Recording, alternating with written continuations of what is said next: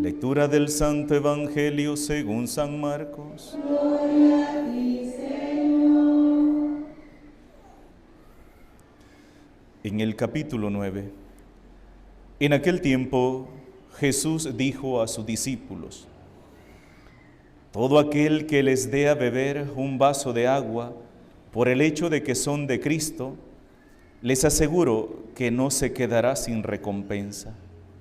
Al que sea ocasión de pecado para esta gente sencilla que cree en mí, más le valiera que le pusieran al cuello una de esas enormes piedras de molino y le arrojaran al mar. Si tu mano te es ocasión de pecado, córtatela, pues más te vale entrar manco en la vida eterna que ir con tus dos manos al lugar de castigo, al fuego que no se apaga. Y si tu pie te es ocasión de pecado, córtatelo, pues más te vale entrar cojo en la vida eterna que con tus dos pies ser arrojado al lugar de castigo. Y si tu ojo te es ocasión de pecado, sácatelo, pues más te vale entrar tuerto en el reino de Dios que ser arrojado con tus dos ojos al lugar de castigo, donde el gusano no muere y el fuego no se apaga. Todos serán salados con fuego. La sal es cosa buena, pero si pierde su sabor, ¿con qué se le volverá a dar? Tengan sal en ustedes y tengan paz los unos con los otros. Palabra del Señor. Por las palabras del Santo Evangelio sean perdonados nuestros pecados. Siéntese, hermanos, por favor. Buenas tardes, hermanos y hermanas. Los evangelios, hay cosas que no podemos explicar de ellos. Una de ellas es cómo se escribieron. No hay un documento que diga los evangelios se escribieron de esta y de esta y de esta manera. No hay forma. Sí podemos ubicarlos por fecha. ¿En qué año fueron escritos? Eso sí se puede hacer. Ubicarlos en el tiempo en que fueron escritos sí se puede hacer.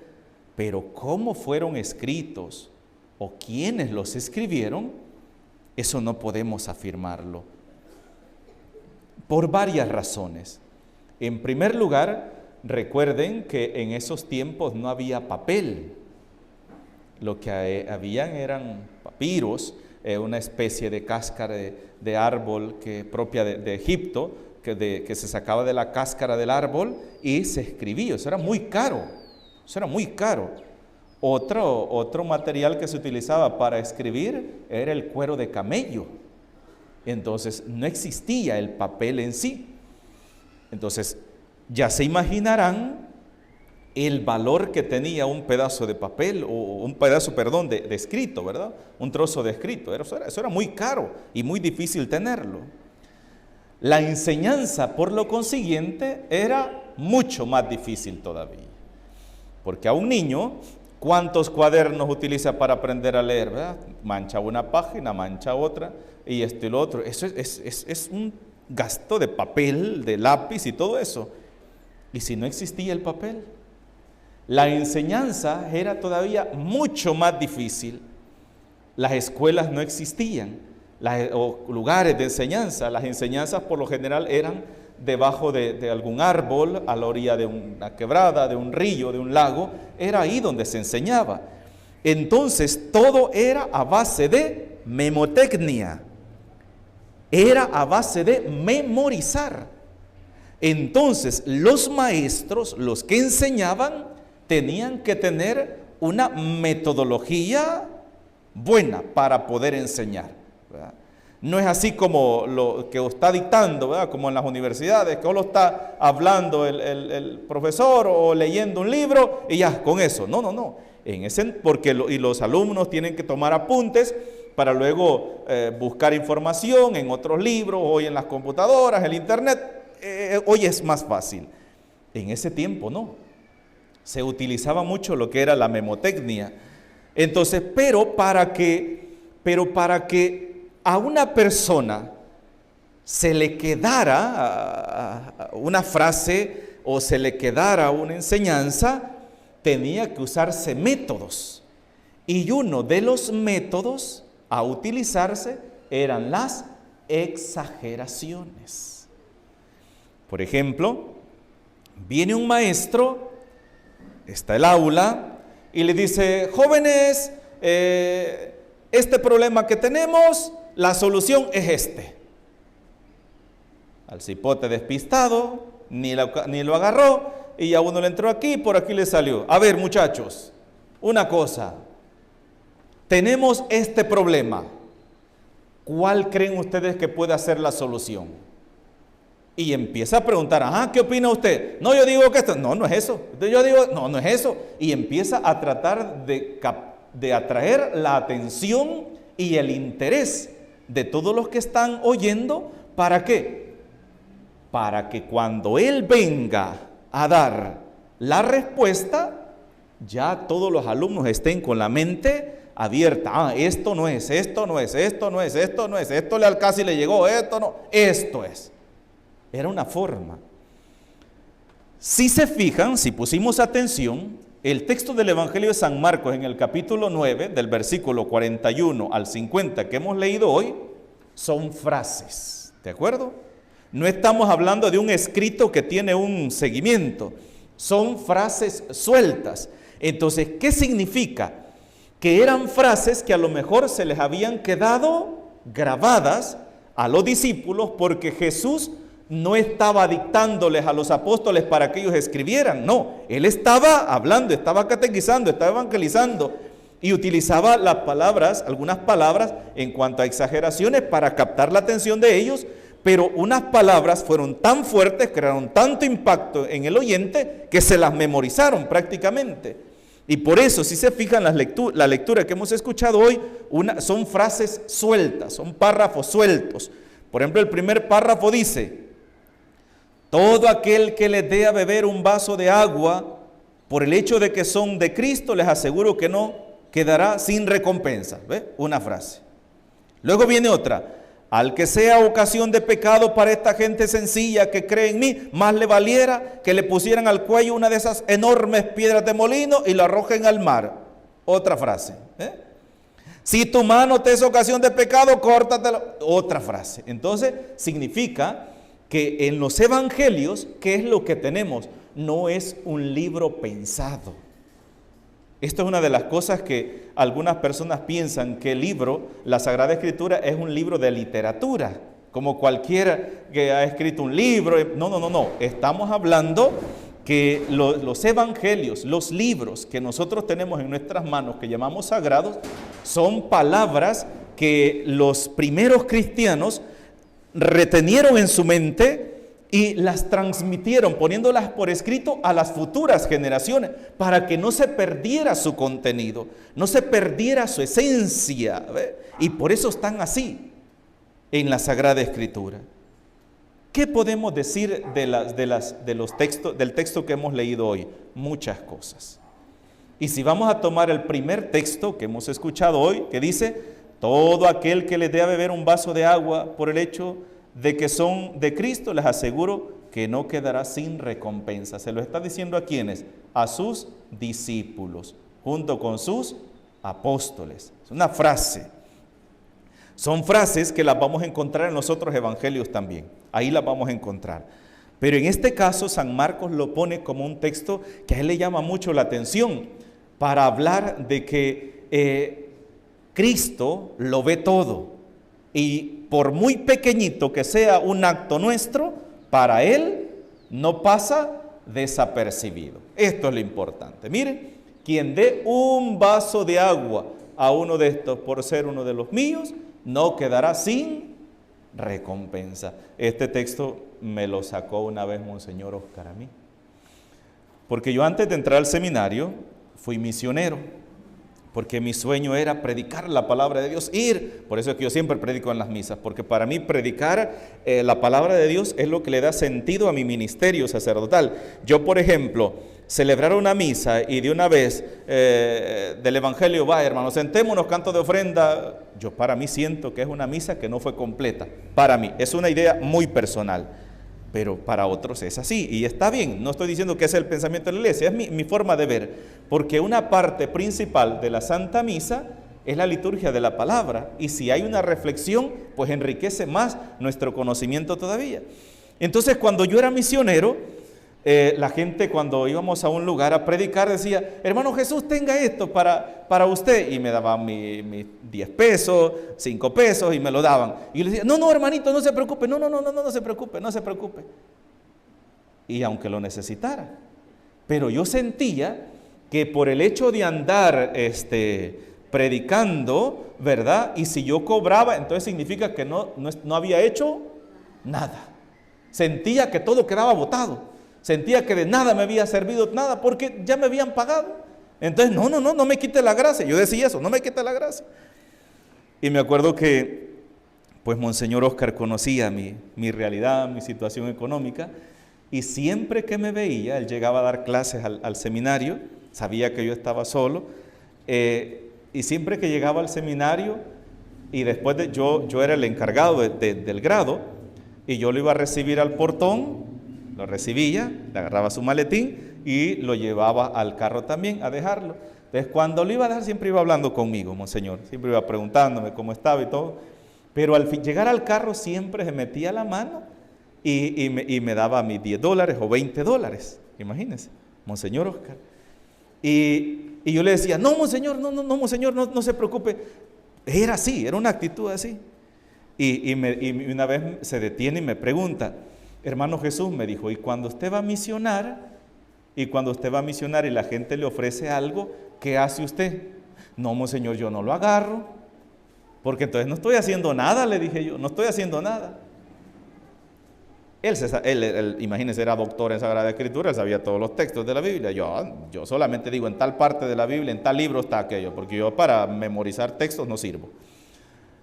Y me dice un día, ¿y usted ha leído las cartas del apóstol San Pablo? Y le digo, sí, Monseñor, me gustan las cartas de San Pablo, porque sí me gustan, de verdad, me gusta cómo escribe. Entonces, y me dice, ¿y no ha leído que una carta de San Pablo dice, yo no merezco lo que ustedes hacen por mí? Yo no merezco lo que ustedes hacen por mí. San Pablo le está diciendo a una comunidad, yo no merezco lo que ustedes hacen por mí, pero ustedes sí se merecen la bendición de Dios que recibirán por lo que hacen por mí. Cada vez que usted, me dijo, le rechaza algo a alguien, usted le está privando a esa persona que recibe una bendición de Dios. Porque la gente no lo hace por usted, por su cara, por usted. Lo hace por lo que usted representa. Y usted representa un servidor de Dios. Y cuando sea sacerdote, va a representar un ministro de Dios. Entonces debe aprender a ser humilde y a decir gracias, que Dios se lo pague. Hasta ahí entendí esto yo. Y después, hermanos, ¿qué tenía que hacer? Gracias, hermanos, Dios se lo pague, que Dios se lo pague. Ahí aprendí que debo ser agradecido, porque saben que el no querer recibir nada de nadie es una cualidad y una característica del orgullo, de la soberbia, de decir yo no necesito de nadie. Ahí aprendí yo. Y me decía, aunque sea una persona que usted considere que es usted quien tiene que darle a ella y no ella a usted, usted tiene que aceptarle eso a esa persona. Ni Jesús hizo en la alcancía cuando aquella mujer aquella ancianita que echó los 2 denarios, ¿se acuerdan? Ni Jesús dijo, espérense, voy a agarrar estos 2 denarios y los voy a regresar a la mujer. Ni él lo hizo, lo aceptó como una ofrenda. No prive usted a las personas de la bendición de Dios. Ahí entendí yo. Ahí entendí. Porque Jesús dice hoy, todo aquel que le dé a beber un vaso de agua, imagínense un vasito de agua, por el hecho de ser de Cristo, yo les aseguro que no quedará sin recompensa. Miren qué interesante, ¿verdad? Aquí se me quedó lo que me dijo Monseñor Oscar. ¿Miren? Luego, pasemos a la siguiente parte del Evangelio. Al que sea ocasión de pecado para esta gente sencilla que cree en mí, más le valiera que le pusieran al cuello una de esas enormes piedras de molino y lo arrojen al mar. Ay, hermanos, este texto sí es terrible. Y aquí nos habla cada uno de nosotros. A cada uno. Mis pequeños, ¿quiénes son? Cuando habla la Sagrada Escritura de los pequeños, ¿quiénes son? Los débiles, los frágiles. Jesús, ¿a quién se está refiriendo aquí? A aquellos que tienen una fe chiquita, una fe poquita, aquellos que no son capaces de soportar un leñazo, sino que están frágiles, ¿verdad? En su fe, están comenzando su proceso. Aquí viene una cosa interesante. Imagínense ese pequeño, ese chiquito que entra por la iglesia, que después de darse en los dientes allá afuera, viene buscando al Señor, anhelando recibir a Dios en su corazón, y encuentra de nosotros un rechazo, y encuentra en nosotros un desprecio. Porque hay una cosa, un cristiano es el que tiene que exteriorizar a Cristo en su corazón. No pretendamos llamarnos cristianos si no hay amor en nuestro corazón a nuestro prójimo. Entonces, cuando decimos cristianos, significa que llevamos a Cristo dentro de nosotros. Y cuando una persona se acerca a un cristiano, ¿qué es lo primero que espera ver? A Cristo. A Cristo. ¿Y a cuántas personas hemos sido ocasión de pecado nosotros? De escándalo. Hermanos, la palabra de Dios hoy nos dice que es un pecado grave, grave. Cuando hemos matado la fe de una persona, hemos matado la esperanza, hemos matado la alegría de una persona, cuando aquella persona ha estado intentando buscar al Señor y nosotros salimos y le decimos, de nada te sirve que vayas a la iglesia, ¿para qué vas? Y una frase tan triste, hoy va a llover fuego en la iglesia porque fulano fue a misa. Ay, hermanitos, antes de decir eso, mejor ponte un casco, porque te puede caer a ti mismo ese rayo o ese fuego. Pasamos a otra parte, no voy a leer todo el Evangelio, pero sí quiero tocar estas partes. Jesús utiliza otra vez el método de la exageración para crear impacto en una persona. Habla de si tu ojo es ocasión de pecado, sácatelo. Si tu mano es ocasión de pecado, córtatela. Si tu pie es ocasión de pecado, córtatelo. ¿Jesús nos está invitando a mutilarnos? No. Jesús no está invitando a que nos saquemos los ojos. No. Aquí viene una cosa importante. ¿Qué es lo que me está induciendo a mí a pecar? Ojo. Por ejemplo, ¿quién es el que me está calentando la oreja para que le sea infiel a mi esposa? Esa persona, ese amigo, esa amistad que tengo en el trabajo que me está induciendo al adulterio, a la fornicación, a la borrachera, al robo. Es mejor que cortes esa amistad, que cortes esa relación y no que con ella vayas a parar al infierno junto con esas personas. A eso se refiere el Evangelio. A aquellas ocasiones aquellas acciones o aquellas compañías o aquel trabajo que me puede inducir al mal. Por ejemplo, vino una persona una vez y me dijo, padre, he andado buscando trabajo Tengo casi 6 meses de estar metiendo currículum por un lado y por otro y por otro y por otro. Y me han llamado de un lugar que si quiero trabajar. Era enfermera. ¿Y saben dónde le había salido trabajo? En una clínica abortista. Me van a pagar, padre, así como 450 o casi $500 al mes. Le iban a pagar por ir a trabajar a una clínica abortista. Yo, padre, solamente voy a estar ahí recibiendo a los pacientes nada más. Yo no voy a hacer el aborto, padre, pero yo voy a recibir a las personas.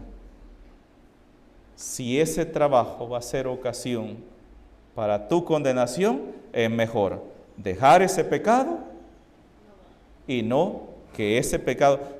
Miren hoy lo que dice el apóstol Santiago, en su primera lectura que hemos escuchado hoy. Ay de aquellos, ¿verdad?, que están engordando con dinero mal habido, con dinero injusto, están engordando como vacas para el día de la matanza. Así decía la primera lectura que hemos escuchado, ¿verdad que sí? Reses decía, ¿verdad que sí? ¿Y qué son las reses? Las vacas.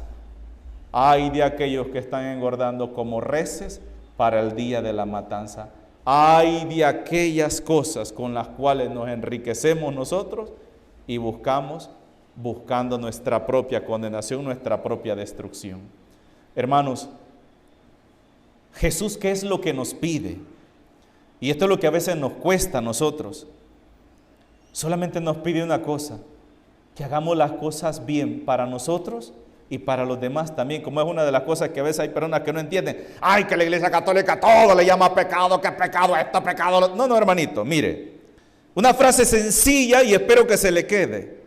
¿Qué es el pecado? Todo aquello que me hace daño a mí y le hace daño a la otra persona. Eso es el pecado, ¿de acuerdo?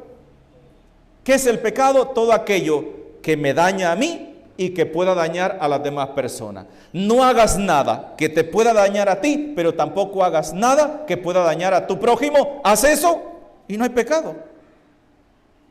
Pero, ¿qué son muchas veces nuestras acciones? Acciones egoístas, que solamente buscamos nuestro propio interés, sin importarnos el interés de los demás. Como lo que está sucediendo ahorita con la guerra en Ucrania, ¿verdad? Una situación tan dolorosa, tan triste. Y todos, pues, las excusas dicen que son para excusarse, ¿verdad?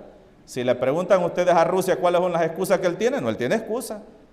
Pero ¿cómo excusan a la gente pobre que está sufriendo, la que está muriendo, la que les están destruyendo sus casas, las ciudades que están destruyendo? ¿Tiene valor tu excusa ante esa desgracia? La guerra no es una opción, pero la guerra es la opción de los necios, de los soberbios, de los arrogantes. Esa es la única opción. Por eso pidamos al Señor sensatez, prudencia y sabiduría, y que sobre todo nos deje Él, con su palabra, grabados la ley de Dios en nuestro corazón. En el nombre del Padre, del Hijo y del Espíritu Santo. Amén.